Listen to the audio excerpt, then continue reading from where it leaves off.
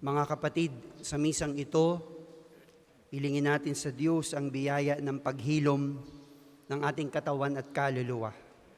Paghilom ng ating mga pusong sugatan, lalo na ipagdasal natin ang mga taong nakasakit sa atin at nasaktan din natin sa anumang paraan. At simulan natin ang ating banal na pagdiriwang sa ngalan ng Ama at ng Anak at ng Espiritu Santo. Amen. Sumainyo ang Panginoon. At sumayin niyo rin. Upang maging marapat tayo sa banal na misang ito, pagsisihan natin at aminin sa Diyos ang mga nagawa nating pagkukulang.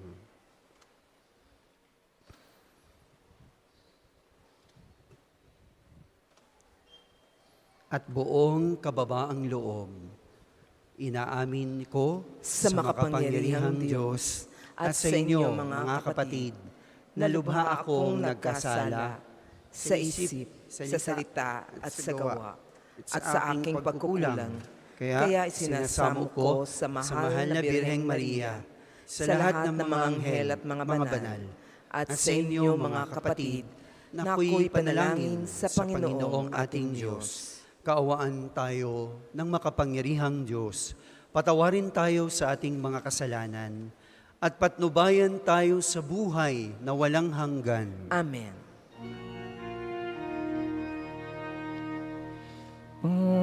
Panginoon, kaawaan mo kami.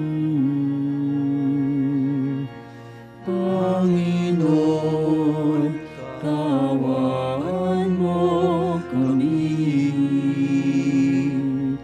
Kristo, kaawaan mo kami. Kristo, kaawaan mo kami. Panginoon, kaawaan mo kami. Panginoon, kaawaan mo kami.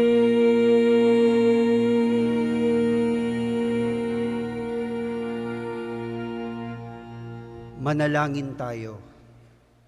Bless ni Lord ang mga may birthday ngayon, ngayong buwan, ang mga OFWs, ang ating mga online viewers, tagapakinig, lahat ng pinagdadaanan ninyo ngayon at ng ating pamilya at angkan, mga taong nagre-request ng prayers sa atin sa shrine na ito, at mga pinangakuan natin ng dasal.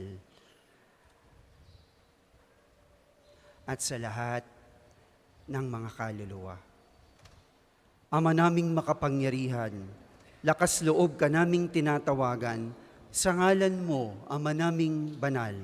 Sa kalooban namin ay panahanin mong lubos ang iyong espiritu na sa amin ay kumukupkop, upang sa lupaing pinangako kami makapasok sa pamamagitan ni Jesucristo kasama ng Espiritu Santo, magpasawalang hanggan. Amen.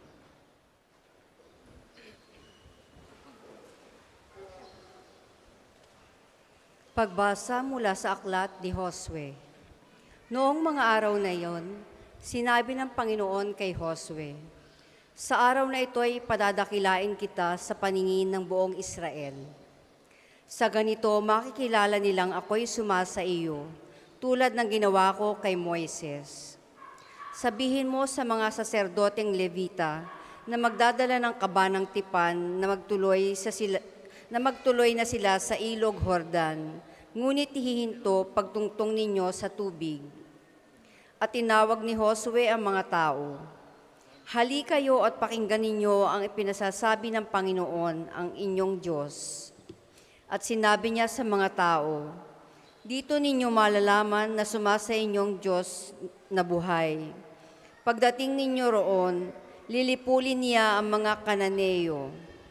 Ang kaba ng tipan ng Panginoon, ang Panginoon ng sangkalupaan, ay mauunang itatawid ng ilog Jordan. Kapag ang mga saserdoteng may dala ng kaba ng tipan ay tumungtong sa tubig, titigil ng pag-agos ang ilog Jordan. Ang tubig ay matitipon sa isang lugar sa hulo. Sa pangunguna ng mga saserdoteng may dala ng kabanang tipan, umalis ng kampamento ang bayang Israel upang tumawid sa ilog. Malaki ang tubig ng Hordan sa panahon ng tag-ani. Nang sumapit sa ilog Hordan ang mga saserdoteng may dala ng kabanang tipan, tumigil ang agos sa hulo, at ang tubig ay natipon sa tapat ng bayan ng Adam, lungsod na nasa tabi ng Sartan. Samantala, ang agos na pababa sa dagat na patay sa Araba ay nagpatuloy hanggang sa natuyo ang ilog at nakatawid ang buong Israel. Malapit sa Jericho ang kanilang tinawiran. Nanatili sa gitna ng natuyong ilog ang mga saserdoteng may dala ng kabanang tipan, samantalang tumatawid sa ibayo ang buong bayan. Tuyo ang nilalakaran nila. Ang salita ng Diyos. Salamat sa Diyos. Salmong tugunan, Alleluia. Alleluia. Ang bayang Israel sa bansang Ehipto'y doon inilabas, nang ang lahing ito sa bansang dayuhan ay pawang lumikas. Magmula na noon, ang lupaing Huday naging dakong banal, at yaong Israel ginawa ng Diyos na sariling bayan. Alleluia. Ang dagat ng tambo na ang ito'y makita ay tumakas na rin. Magkabilang panig ng ilog ng Hordan noon ay humimpil. Maging mga bundok katulad ng tupa ay pawang nanginig, pati mga burol nanginig na parang tupang maliliit. Alleluia. Ano ang nangyari at ikaw o dagat wala nang daluyan? Ikaw naman Hordan, bakit ang tubig mo hindi na dumaloy? Kayong mga bundok, nanginginig kayong tupa ang kapara, at ang mga burol natakot na parang maliit na tupa. Alleluia. Magsitayo po ang lahat.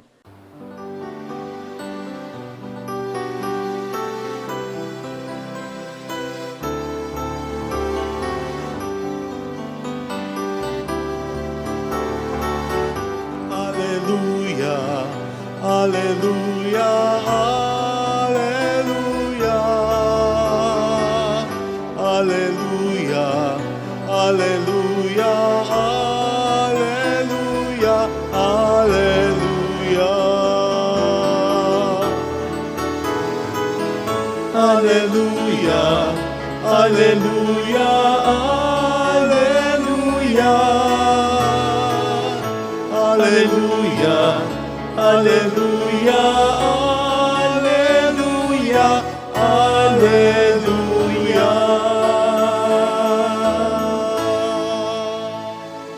Sumainyo ang Panginoon. At sumainyo rin. Ang mabuting balita ng Panginoon ayon kay San Mateo. Papuri sa iyo, Panginoon. Noong panahong iyon, lumapit si Pedro at nagtanong kay Jesus, Panginoon, makailan pong patatawarin ang aking kapatid na paulit-ulit na nagkakasala sa akin? Makapito po ba? Sinagot siya ni Jesus, hindi ko sinasabing makapito, kundi 70 ulit pa nito. Sapagkat ang paghahari ng Diyos ay katulad nito, ipinasya ng isang hari na pagbayarin ang kanyang mga lingkod na may utang sa kanya.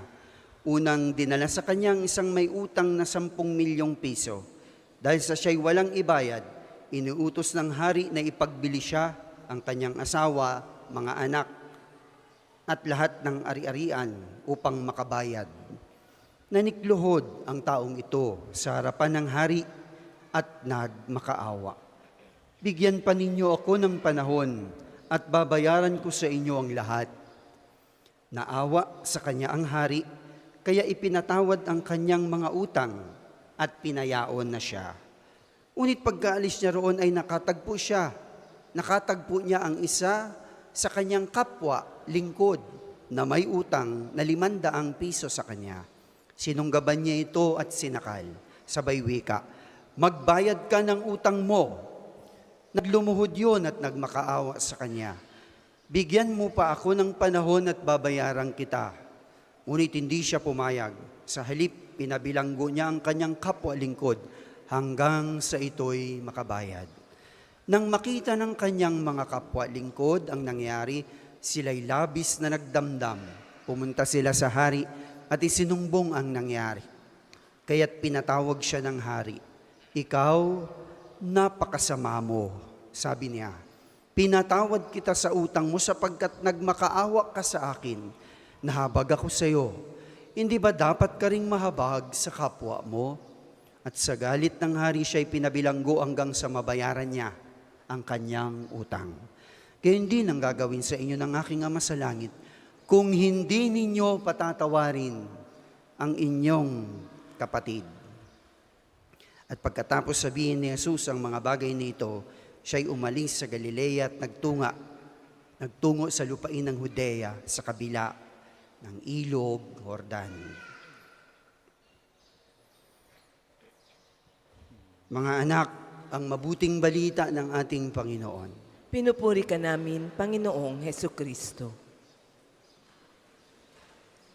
Good morning. God bless you all and thank you sa pagpunta po ninyo sa ating National Shrine. Alam po ninyo, ang isa sa magagandang ugali natin nung tayo ay maliliit pa, mga bata pa, ay yung away bati. Ganyan tayo. Away, maya-maya, bati na. Nagkakasakitan sa paglalaro, nagkakapikunan, nagkakasamaan ng loob, pero maya-maya lang, segundo lang, magkalaro na uli. Parang walang nangyari. May iiyak, pero pagkatapos, ando na uli, nagtatawanan, naghahabulan. Sana laging ganon, ano po? Nakakalungkot lang kasi ngayong tayo ay malalaki na, may isip na, at matatanda na, may edad na, mahirap na sa atin ang magpatawad. Mapagtanim na tayo ng galit, ma-fried chicken madalas. Nung tanungin ni Pedro ang ating Panginoon, kung makailang beses papatawarin ang kapwa niya na paulit-ulit na nagkakasala sa kanya at sabi niya, makapito po ba? Because alam niya yon that 7 in the Old and New Testament symbolizes perfection or completion. Pero marahil nagulat siya sa sagot ng ating Panginoon. Hindi lang 70 ulit pa nito. Ibig lang sabihin ay higit pa sa hinihingi. Higit pa sa nararapat. Ibig sabihin ay unlimited. Hindi nauubos. Walang bilang.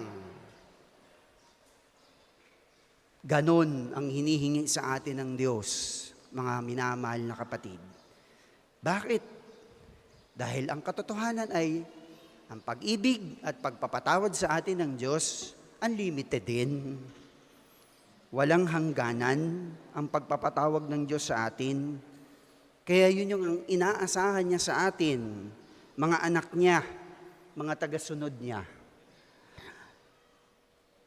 Mga kapatid, sana kung meron mang mga tao na tinitiis mo ngayon sa buhay mo, na hindi patawarin, hindi mo iniimikan, hindi mo pinapansin, tinitiis mo,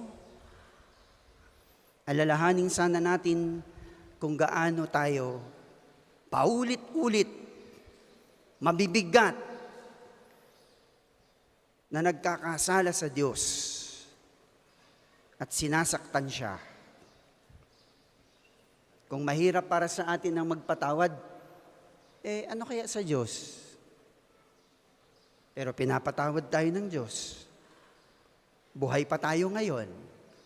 He always give us not only second chance, third, fourth, fifth. Walang hangganan. Napakabuti ng Diyos.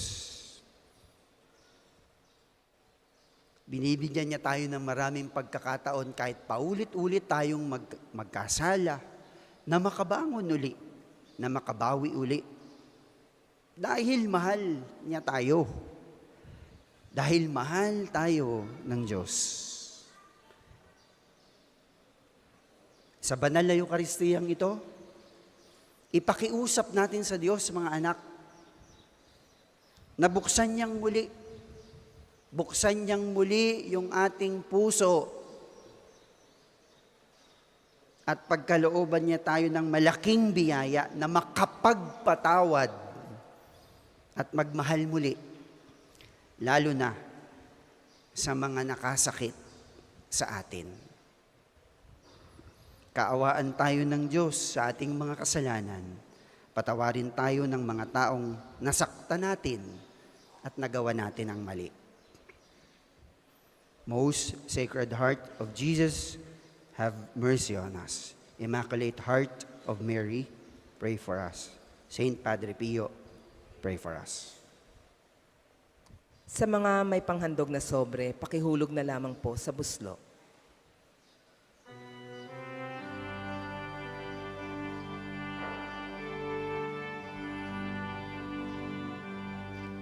Handog namin sa iyo, Ama, ang tinapay at alak na ito.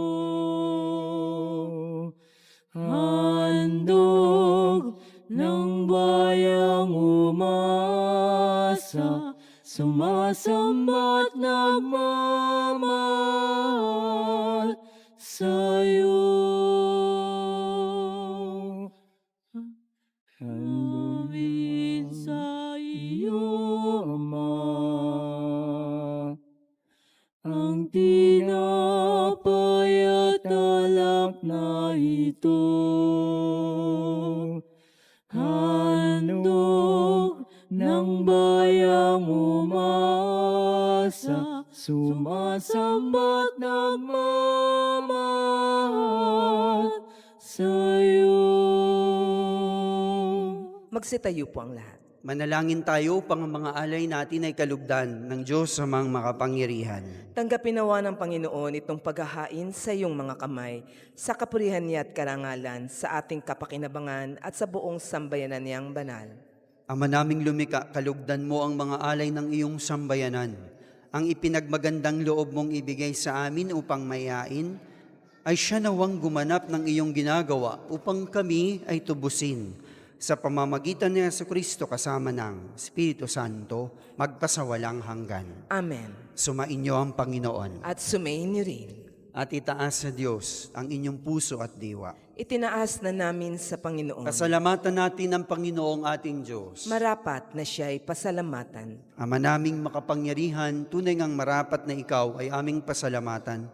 Pinagbibigyan mong ito'y aming mayayag kahit na ito'y walang anumang may daragdag sa kadakilaang sa iyo'y likas. Sa pagpupuri namin ang nakikinabang ay kami rin na iyong pinakikiharapan sa pamamagitan ng iyong anak na minamahal. Kaya, kaysa ng mga anghel nagsisiawit ng papuri sa iyo nang walang humpay sa kalangitan, kami nagbubunyi sa iyong kadakilaan.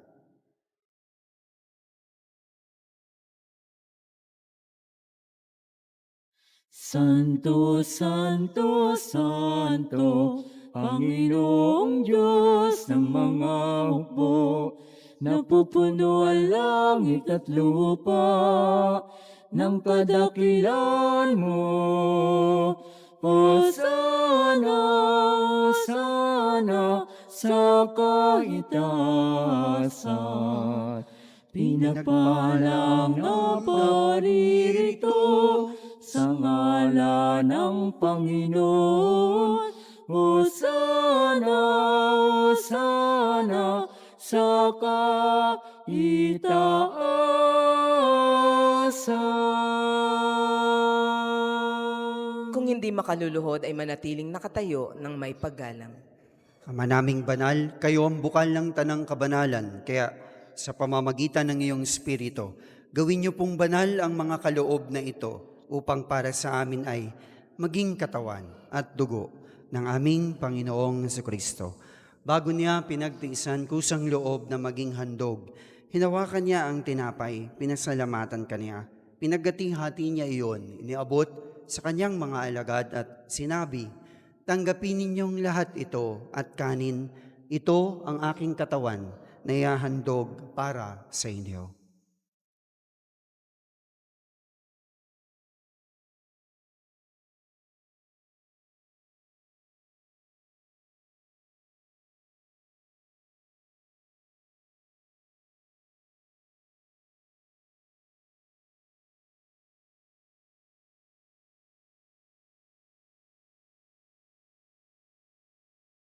Ganon din nung matapos ang hapunan, hinawakan niya ang kalis, muli kanyang pinasalamatan. Iniabot niya ang kalis sa kanyang mga alagad at sinabi, "Tanggapin ninyong lahat ito at inumin. Ito ang kalis ng aking dugo, ng bago at walang hanggang tipan. Ang aking dugo na ibubuhos para sa inyo at para sa lahat, sa ikapagpapatawad ng mga kasalanan. Gawin ninyo ito sa pag-alaala sa akin."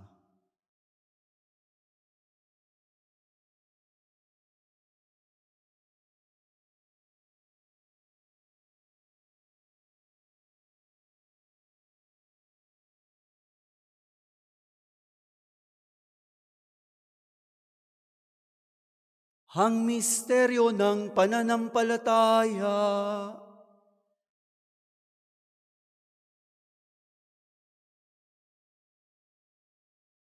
Si Kristo ay gunitain,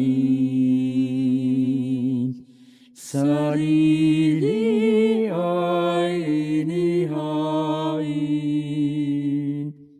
bilang pagkait inumin, pinagsasaluhan natin, hanggang sa siya'y dumating.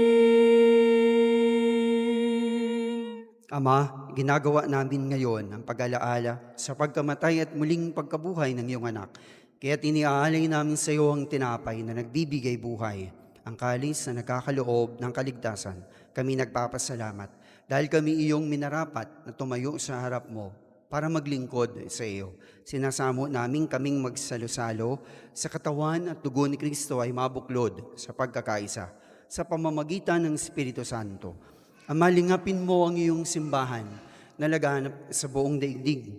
Si Gilbert, na aming obispo at ng Tanang Kaparian.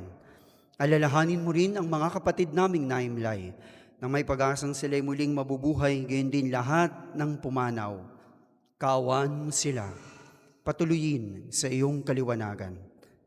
Kaawaan mo't pagindapatin kaming lahat na makasalo sa iyong buhay na walang wakas, kaysa ng mahal na Birheng Maria, na ina ng Diyos, at ang mahal na San Jose, na kanyang kalinis-linisang esposo, kaysa ng lahat ng mga apostol at mga banal, si Santo Padre Pio, na namuhay dito sa daigdig ng kalugod-lugod sa iyo. May pagdiwang nawa namin ang pagpupuri sa ikararangal mo sa pamamagitan ng iyong anak, naming Panginoong Jesucristo.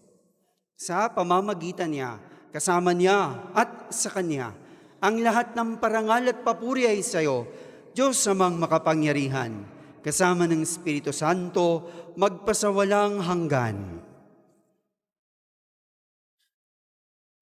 Amen,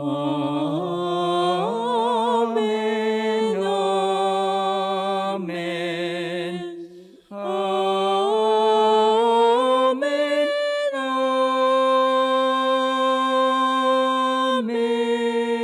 amen. Magsitayo po ang lahat. Sa tagubili na nakagagaling na utos, turo ni Jesus na Panginoon natin at Diyos, buong kababaang loob nating awitin.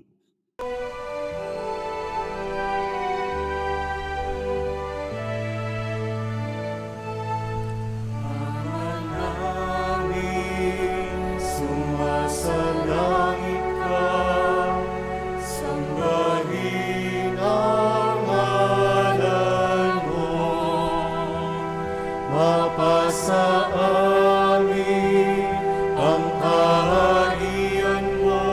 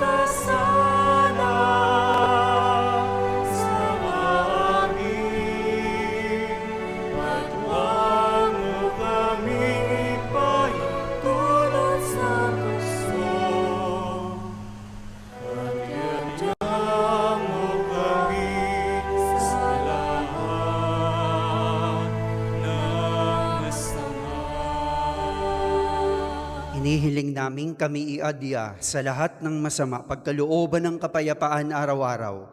Iligtas sa kasalanan at ilayo sa lahat ng kapahamakan.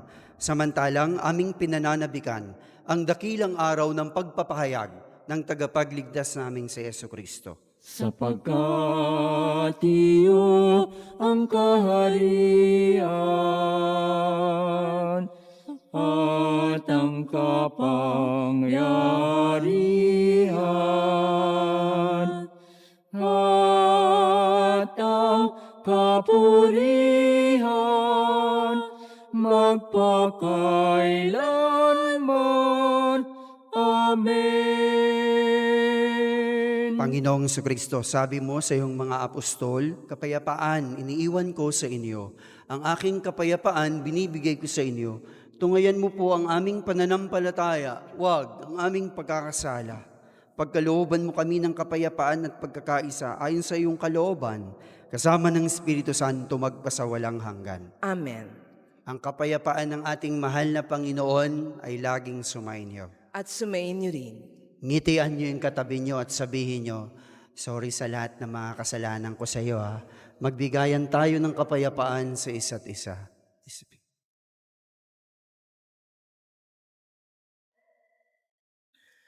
Kordero ng Diyos na nag-aalis ng mga kasalanan ng sanlibutan, maawa ka sa amin.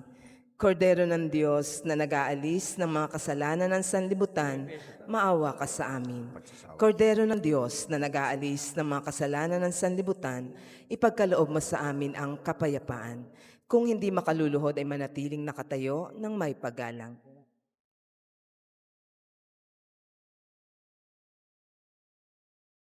Mga minamahal, ito si Kristo. Ito ang kordero ng Diyos na nag-aalis ng mga kasalanan ng sanlibutan.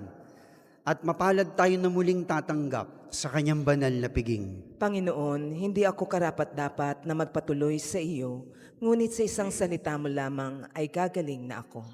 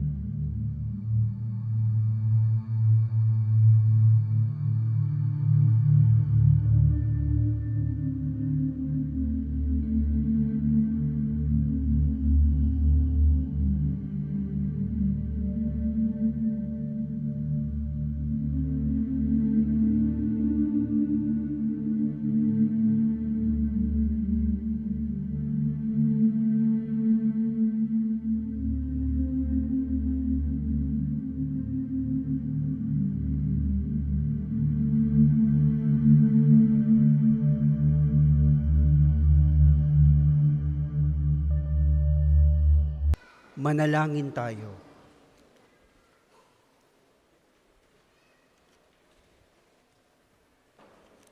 Ama naming mapagmahal, ang pagkikinabang namin sa piging na banal ay magdulot nawa sa amin ng kaligtasan at magtanghal sa amin sa luningning ng iyong katapatan sa pamamagitan ni Jesucristo kasama ng Espiritu Santo, magpasawalang hanggan. Amen. Sumainyo ang Panginoon At sumayin niyo rin. at pagpalain tayong lahat ng napakabuti at mawain nating Diyos Ama at Anak at Espiritu Santo. Amen.